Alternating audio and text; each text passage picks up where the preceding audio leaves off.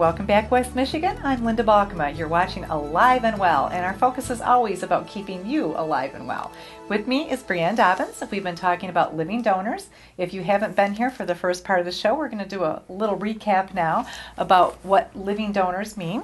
And go ahead, Brianne, tell our audience about being a living donor. A living donor, again, is someone who makes the decision while they're still alive to donate a part of themselves, a kidney, part of their liver, lungs.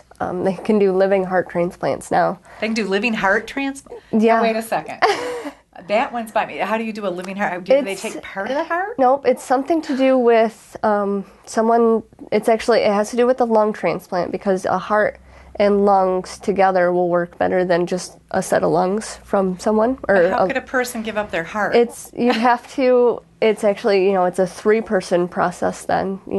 The living donor gives up their heart and their lungs and gets, their heart and gets a heart from a deceased donor.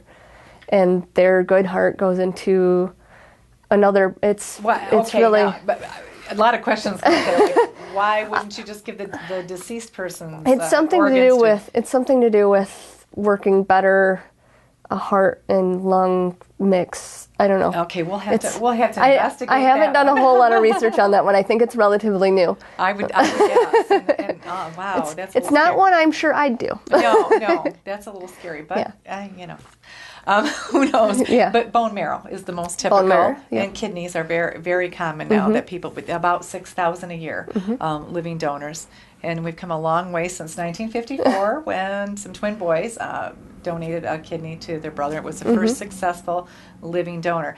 Quite often they'll test, always they test biologically first within the family, but quite often the family is not eligible for numerous reasons, and you don't have to be a biological match. Now, blood type, do you have to be the same blood type? Depends.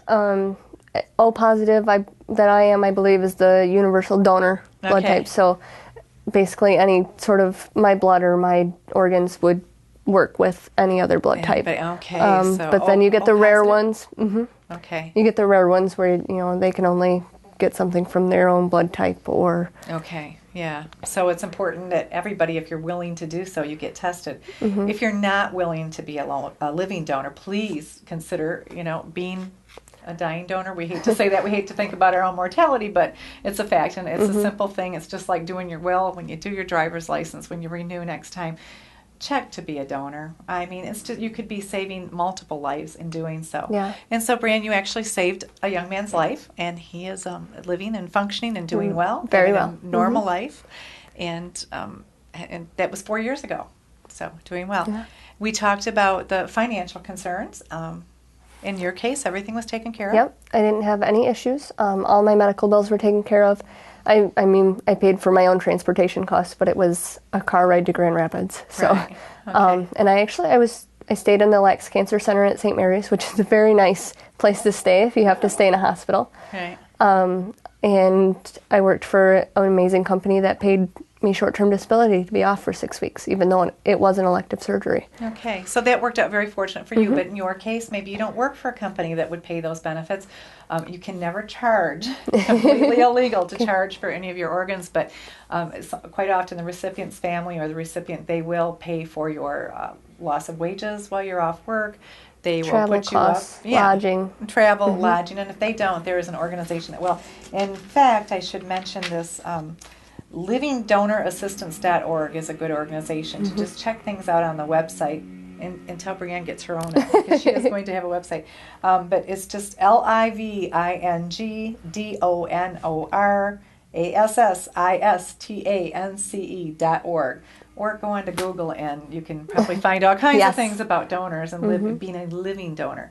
But Brianne hopes to have her own nonprofit organization to be a complete wraparound service, a supportive service for living donors. And tell us again about your aspirations. Living Life After Giving Life will be, like you said, a one-stop shop website for living donors or potential living donors, or even just friends and family of living donors, or even deceased donors, really. A place to go for education and assistance, both, financially or emotionally, or just, someone to help you with your journey along the way, along with communication, message boards, chat rooms, Skype capabilities with face-to-face conversations, which I think is important. This will snowball into national conventions. And I just know you're Yes. going to have all this big. Now, That's at Grand the plan. Valley, yeah, Mhm. yeah. Grand Valley is coming up. You said that it's a games day, living donor Transplant games. transplant games. Yep, for recipients and sometimes their donors, depending. A lot of the transplant games focuses more on the deceased donors versus the living donors, because for a while it was more common, really. But living donors are actually starting to outnumber deceased donors, especially in kidney donation. So it's really like a track and field day where everybody gets together and they play games and do races and because you can function and do everything you did before with a brand new kidney or with one kidney. Yep. So that's neat. Support thing. This just strikes me. I think I've heard your story. I thought it was very compelling in our grant writing class at Grand Valley.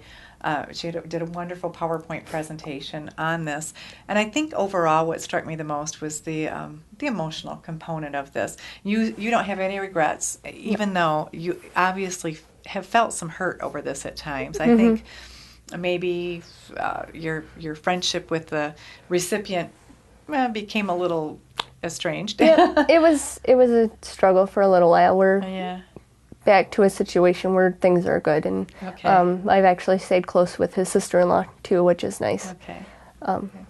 But yeah, it was just a lot of unexpected emotions that you don't really think about before the surgery. And right. Yeah, I'm sure you don't think about it, and you've been through that, so you could help others through that, and that's a big piece of this. The fact that the hospital gave her a blanket and a bracelet. It was just, almost insulting. I know, wonderful hospital, wonderful care, but maybe we should just talk to them about don't give them a bracelet and a blanket. Right. Saying, thank you, here's your certificate, bye-bye. And I do still talk to the woman that was my donor advocate at St. Mary's. I do speak with her every once in a while. And so they have donor advocates. That's wonderful. When I was there, I had a donor advocate who was also like the donor coordinator. And they try to keep that separate. They tell you that your donor advocate or your donor coordinator has no contact with your recipient. So that's kind of their way of avoiding a bias. Okay. But she is still a part of the transplant program at St. Mary's. So there was always that question in my head. I understand she's working for me, but she's still got to have a little bias, which is another reason I want the website started, because it's something outside of a transplant center where you can find support and resources, which I think is important. Sure, and it will be unbiased. Well, I don't know, can we ever be unbiased? We all in have this our situation, probably not. Probably not. It's a very personal thing. Well, if you are compelled or touched by this story to help Brianne, or if you know of any resources of ways she wants to go forth with writing this grant, tell me, what are the funds that you're seeking in your grant initially? The first step is just a basic startup grant. To start out, it would really just be me. I need to find funding to start the website and, to maintain a tiny, tiny office, even if it's out of my bedroom. Sure, yeah. And travel funds and advertising funds. So the startup grant would be, a little bit pricier than anything that it will cost to maintain it, but okay. So there's a lot of things that I can help you with off camera about nonprofit development. Strengthening Muskegon was a grant that we did here for a couple years, and there's a lot that goes into running a nonprofit beyond just a wonderful idea, and you have to have board development, organizational development, and you have to get some people aboard and some people to support you. So if you're interested in doing any of those things and helping her along her way, please call me, Linda Balkema, at 231-672-3215. I'm here at the Muskegon Community Health Project, and I would be glad to connect you with Brianne and hopefully find some resources. If you are interested in becoming a donor, if you are interested in knowing more about donors because you know somebody who needs a transplant, also call. And so I wish you much success with this. I just think that I was so touched by your story. It was really good. We all were in a class. It was a good story, and you're going to do things with this, and it's great. Good for you. You're still passionate about it. You still want to see people become donors.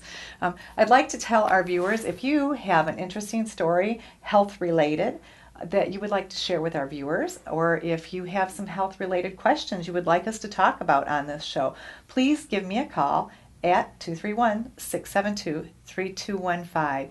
thank you for watching today, and make sure you watch Alive and Well next time.